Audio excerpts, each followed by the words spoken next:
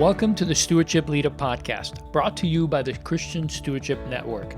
CSN exists to encourage, teach, and connect church and stewardship leaders to help them create and lead healthy stewardship ministries in their church. You can learn more about CSN at christianstewardshipnetwork.com.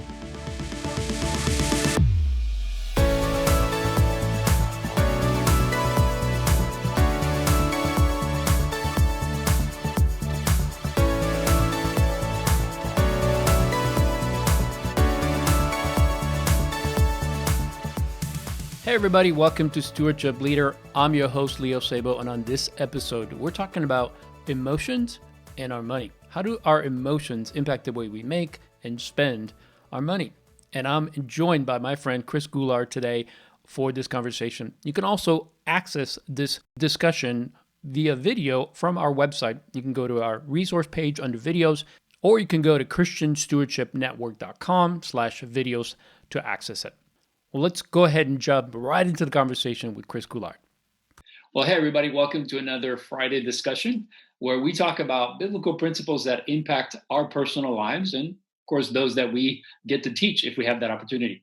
Today, I have with me my friend, Chris Goulard, and we're going to talk about a really important topic, and it's about the emotions of money.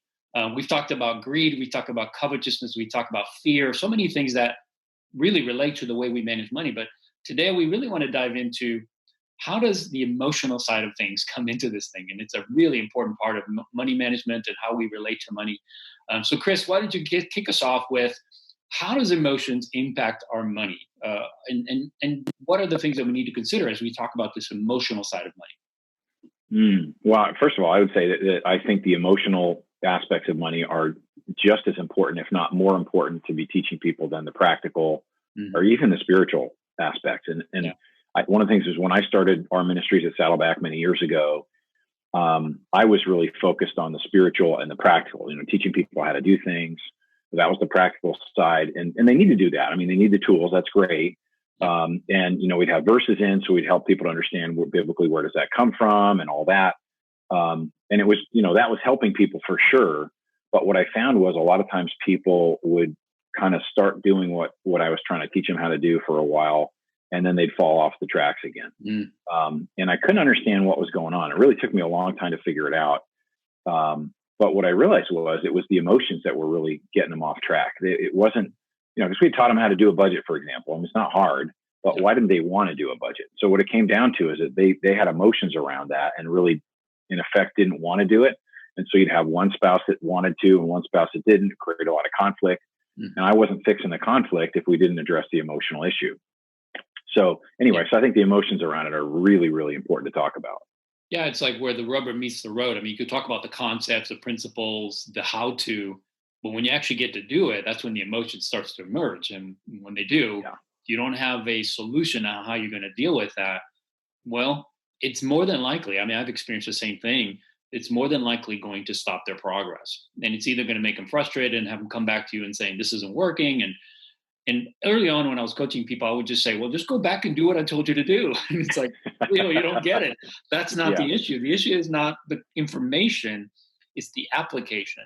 And emotions get in the way of that because there's so much connected to that. So let's talk about some of the common negatives and positive emotions around money, because I think that's one of the ways that we could identify. I know for me, I needed to look at how I'm managing money personally, but also how my wife is managing money and how that was creating a little bit of a rub, and then learn how to communicate with her about it, because it was definitely causing some fights. So let's start with the negative emotions around money, and then we'll go to the positives. Okay. Well, I think probably the most powerful emotion one can ever have is fear. You know what I mean? It's usually a negative emotion. God gave us fear for reasons. I mean, you learn lessons through it. There's fear that can be helpful at times. Sure. But if it's not put into context and dealt with properly, fear can really derail you and in all aspects of life. But when we're talking about the finances, I mean, it can come out of a lot of different places. And people are. I really think a lot of the emotional stuff around money starts in childhood. It's what you learn from your parents. Not necessarily what they teach you overtly, but what you watch them doing. So it's kind of what's caught instead of what's taught, we often say. And so I think, people that grow up poor, for example, often have a fear, they kind of advance over time, but they have a fear of regressing back to being poor again. And there's this fear around, going into poverty. Or for a lot of people, for years, there were a lot of studies that were saying the number one fear for women is running out of money when they get older. So, ending up being like a poor widow kind of a concept is like one of their top fears in life. So anyway, fear is a really big one. Yeah, totally agree. And I think another one is also shame around money. And that could be caused because we've made some mistakes. And so, we're suffering the consequences of that, and it looks bad inside and outside. But the other one also is due to comparison. So I know that there are tons of examples that we could use, but I think those two really pertain to the fact that sometimes we make money decisions based on our emotions, and that sometimes shame is what causes us to either overspend or not spend. It just depends on the situation, but shame is a big one, I think. I think so too. And it really gets to the issue of spiritual identity. I mean, if we're truly rooted in our identity in Christ, we wouldn't be comparing ourselves to others around us, right? That's true. And, it's right in the 10 Commandments, don't covet, right? And so, we don't, people read that today and they say, well, my neighbor doesn't have a donkey, I don't have to worry about coveting that, that kind of thing. But what about the new car he just bought or whatever? Right. And I'm having a little bit of fun with it, but we measure ourselves by the people around us, the people we see at work, the people we see in our neighborhood, the people we see at church. And so it's hard not to do that sometimes. And so I think when we get into that comparison trap, we then it actually goes deeper than just the surface stuff. What do you see? To how do I feel about myself? Because I feel unsuccessful because this guy has a better car than I do, or has a nicer, whatever, phone, outfit, shoes, handbag. I mean, whatever the thing is that you like, as we start comparing, and it becomes, a shame issue of being around other people when they have nicer stuff. Yeah, totally agree. I think you and I had talked earlier, and you shared a story that I'd love for you to share around this shame topic. Why don't you share that? Yeah, it's actually kind of a fun story. There's a couple that was in our financial freedom workshop a number of years ago, and I just remember it because it was just, anyway, I'll share it with you real quick. But there's a guy, and they were working on their budget. They were really working through it. And this couple was really engaging. They were working hard. They had some goals they wanted to go after. So they had kind of engaged. They were on the right path. And when it came down to their budget, what they realized was that he was spending a lot of money going out to eat at lunch at work every day. And what he said was, look, there's a group of guys in my office, and every day we go out and we go to like the food court or whatever they were doing across the way. And he's like, we're not going to fancy places. Well, let's face it. I mean, you go out to a food court, it was also like $10, $12, at least, easily. Just for a basic lunch. I'm not talking fancy type stuff. Well, okay, now you're looking at $50, $60 a week. That adds up. Okay, so $200, maybe even $300 a month. So anyway, so it became clear to them they wanted to shift it. The wife says to him, hey, listen, I'll help you. I'll make lunches for you, and you can kind of brown bag it. And the leader at the table watched the reaction, and he was telling me about it after. It was kind of funny because he was like, it was like he knew it was a good idea, but the guys at lunch that he goes out with, he knew he was going to get ribbed. And so he's like, all right, I'm willing to try it, and we'll see what happens. Right. So he comes back the following week to our workshop. And the leader says to him, hey, how'd it go? I know you're going to try this, and was thinking, and he goes, I got ripped up. The guys were teasing me. Oh, mommy made you lunch. Like, would you have PB&J today? Like, I mean, they were giving him a hard time. But luckily he was strong enough and his wife was encouraging enough, and the leader helped him out. And he said, you know what? But it's working. Like, I get it. It kind of sucks, but after the first couple of days, I'm sure it'll calm down. Well, okay. So the next week, one of the guys in the group comes up to him in the office, not in front of the other guys, but says to him, hey, I understand you're doing this. Tell me how this is working. So what's this budget thing? And what do you and he's going, yeah, it's saving us a couple $100 a month. And we're able to do this. We're going to put some kids, money in the kids' college education. And the guy goes, wow. Well, so a couple of days later, he starts bringing a brown bag lunch, right? So what happened was, over time, the next couple of weeks, other guys, and it wasn't everybody, and I'm sure they still went out to lunch once in a while, whatever. but he actually shifted the rest of the group. But his fear was around, I'm going to look like an idiot around my friends.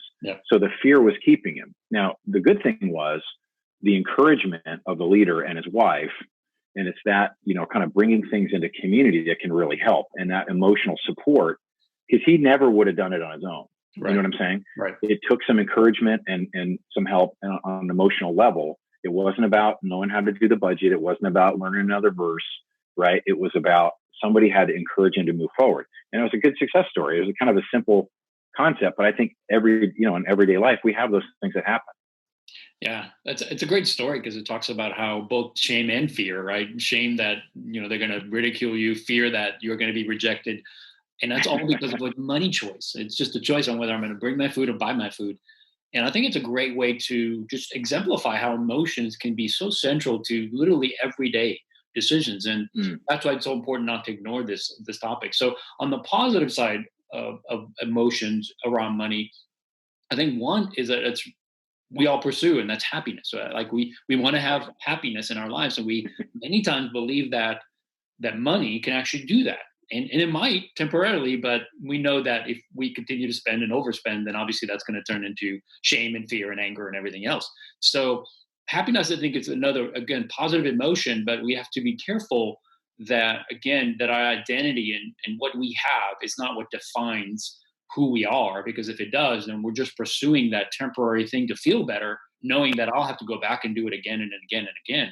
So our happiness has to be at a lower level, but money does help us to see whether our happiness is based on the temporal momentary thing, or if it can actually be guided to be a true happiness that's based in relationships and having, the right people, the right things in our lives. Because again, it's almost a difference between happiness and joy. You know what I'm saying? Like to me, and I don't know if this is technically the dictionary definition, but happiness is more of a temporary thing based on circumstances or whatever. Mm-hmm. But it's that long-term joy, which I think ultimately, when you look at the financial side of things, comes from contentment. Yeah. The idea that, Paul said, I've learned how to be content with a lot or with a little in all circumstances. So can we be content? Because if our joy is really coming from other things in life, not our stuff, can I be content when, things seem to be falling apart around me? There's a coronavirus issue, and all of a sudden, my pay's gotten cut by 20%, or I've been furloughed and I'm living on, but can I still feel content in that environment, knowing that God's got it and I'm okay? And I care about my family. I care about, what God's called me to do and my purpose in life and those kind of things. And to me, that's the deeper, happiness is a little bit, it's a good thing, but it tends to be more temporary. Yeah. And it's the joy and contentment that we really want to move people towards, I think. And that don't we all want to experience that in life? Yeah, I agree. And with contentment comes the fact that you can look around and realize, man, I'm actually better off than I think I am. If I focus on the things I don't have, I can be very discontent. But if I really take an inventory of what I have in my life, not just the financial side and the benefits, but the relationships, the things that are, eternal, then that allows that thankfulness to guide our decisions. And again, this is what we're talking about. We're talking about emotions that impact our money in our money decisions. Any other ones that you think are good to touch on, positive emotions about money? Yeah, there's one other, and before I get to that, I think, because I love the way you mentioned thankfulness, and because I think gratitude is really linked to contentment a lot of times. Yeah. That when we can be grateful to God for things, we naturally are more able to be content, and we tend to care about the things that He cares about, not the things that the culture cares about as much. Mm-hmm. But the other one is more, I think we're talking about kind of big picture things. And I was thinking about, as we were talking about this before, the idea that when we're actually doing, like, handling our finances, when I sit down at my desk once a week or whatever it is to work on my budget, to, look at receipts and put them in my spreadsheet and those kind of things, it's, the fear and some of the other things that keep people away from actually literally sitting down to do that. But when you have a sense of confidence, so the feeling I would identify there is confidence. When I become confident that I can sit down and do this, that is going to help me get on the right path. So one of the things that I, used to think about all the time is, how do I help somebody start to feel confident? Now, some of that might be the right tools, and giving them the right tools and helping to understand, right, how to do it, because they have to know how to do it, right, the practical side. Yeah. But some of that is when they start to understand their emotions and realize, oh, now I know why I've been afraid to do that. I can work through, because if you identify the negative emotions and realize what's going on in your life in the background, now I can start to become more confident in managing it. And once then I start developing positive habits and I can move forward. Yeah. So I think the confidence on it. Yeah, I agree with that. I think confidence is a big one. It's a big one because people do. I mean, there's a journey, right? We're talking about going from negative emotions to positive emotions around money, but that's going to take some time. For some people, it'll take months, maybe even longer. And in order to have that consistency of keeping positive emotions around money, I think confidence about how you're handling things is huge. So thanks for mentioning that. We mentioned it earlier, talking about the beliefs around money, because so much of, I believe, what emotional triggers we have about money is wrapped around, like you said, more is caught than taught. So let's talk about, where do money beliefs come from? How are they formed? Just let's spend a few minutes on what does that look like?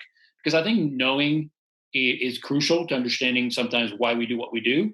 Sometimes we do stuff as a reaction, especially when it comes to emotions. So having an understanding of where it comes from, I think, would be very helpful. Yeah, I think I think a lot of this can come from childhood. I mean, some of the things like fear and so forth and mistrust can come from broken marriages or bad relationships. Some come from adulthood, but a lot of it do come from childhood. In the blog post that I just wrote for CSN this last week, I referenced the story of a young attorney about 40 years old who made a lot of money. I mean, talking about like $350 grand a year.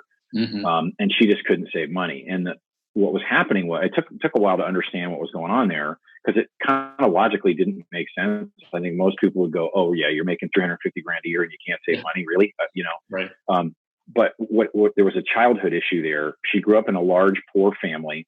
And when she started having jobs as a kid, junior high school, started working jobs, babysitting, doing things like that, her dad would take that money from her in order to help the family, which makes perfect sense given the fact where they were, right? I mean, nothing wrong with that in a way, except what she learned was, when she had money, when she earned money, if she didn't spend it right away, it was taken away from her. So it disappeared. And so even as an adult, that thought process subconsciously came in. And if she was earning money, she would just instantly spend it. And so that's just the habit pattern she developed. Once she was able to identify it, she was able to change her behavior pattern.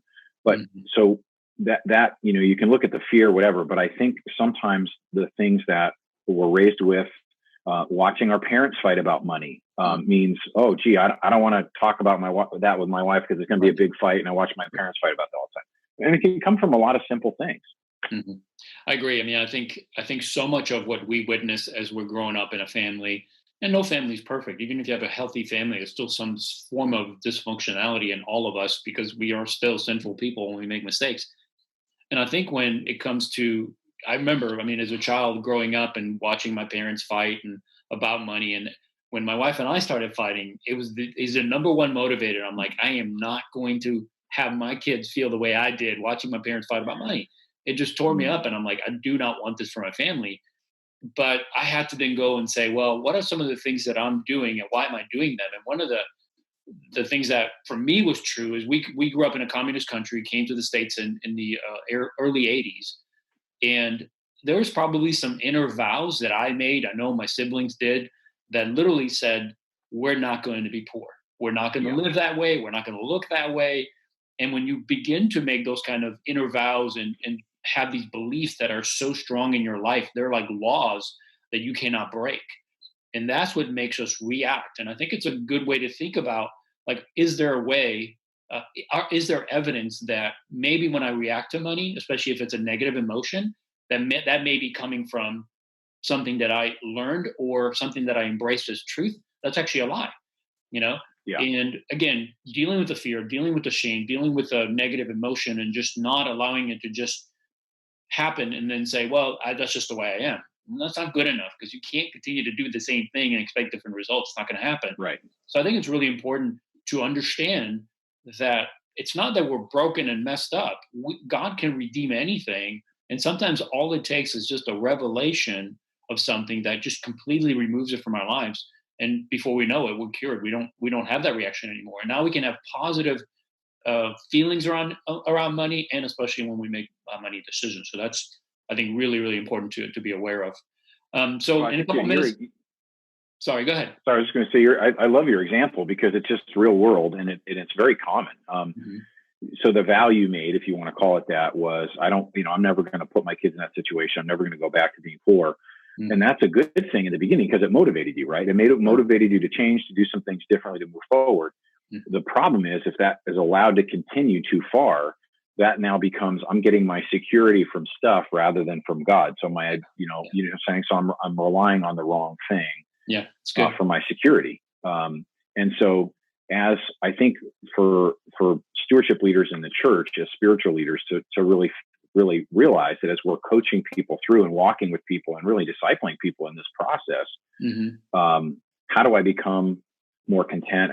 That's all part of becoming a better steward, really, because it's managing our emotions in such a way that it allows me to be effective as a steward in the kingdom.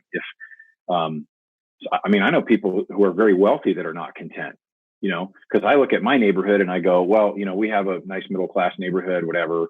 And I compare myself maybe to somebody down here. Well, he lives in this neighborhood, down a very wealthy town. And it gets to the point of like, well, if you ask him a question, are you wealthy?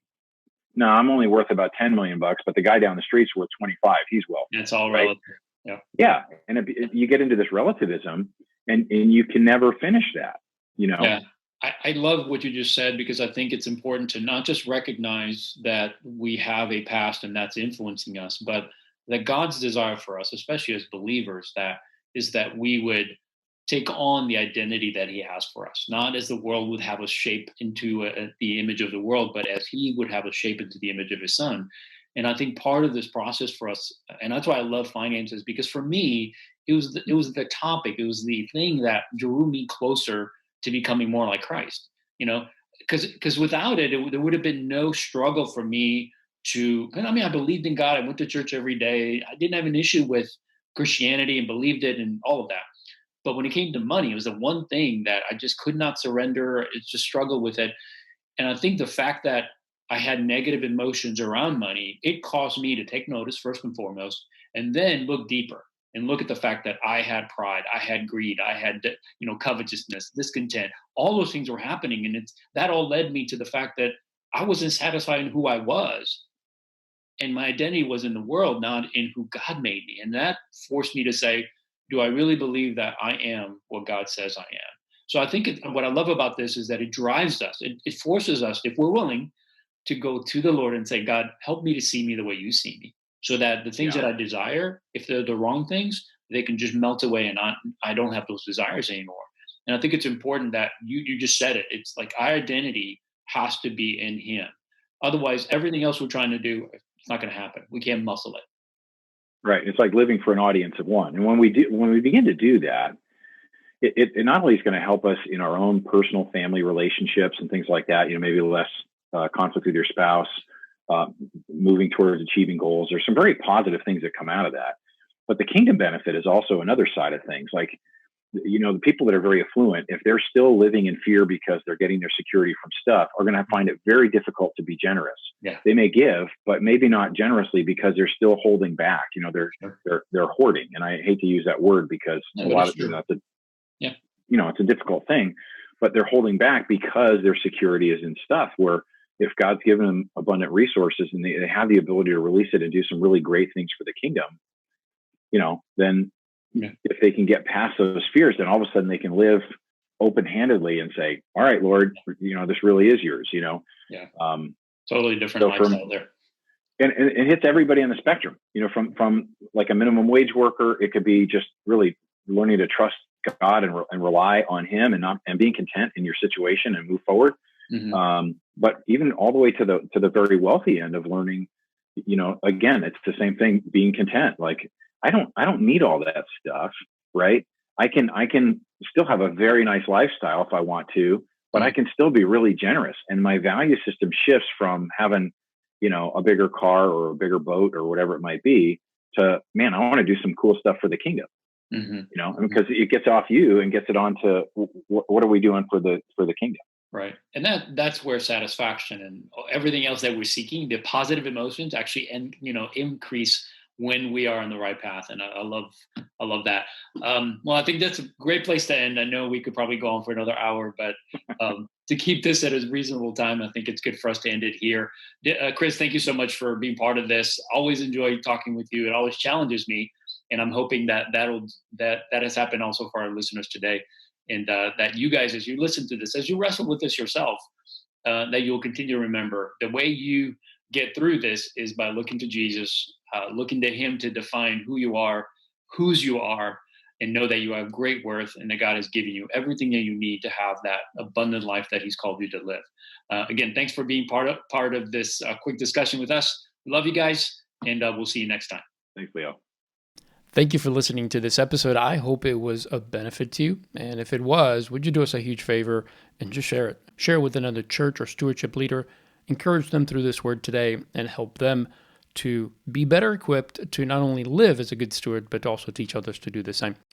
If you want to know more about CSN and want to connect with us, you can do that through our website at christianstewardshipnetwork.com. While you're there, take advantage of the resources. We have content that we're consistently producing, such as this episode.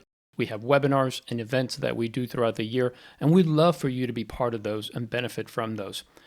If you want to support the work of CSN, we would love for you to partner with us so that we can reach more churches and fulfill our mission. And you can do that through our website by giving either one-time or a monthly donation. Your support would help us to reach more churches with this vital message of stewardship and generosity. Thank you for considering a donation to CSN. Well, thanks again for hanging out with us today, and we'll see you next time on Stewardship Leader.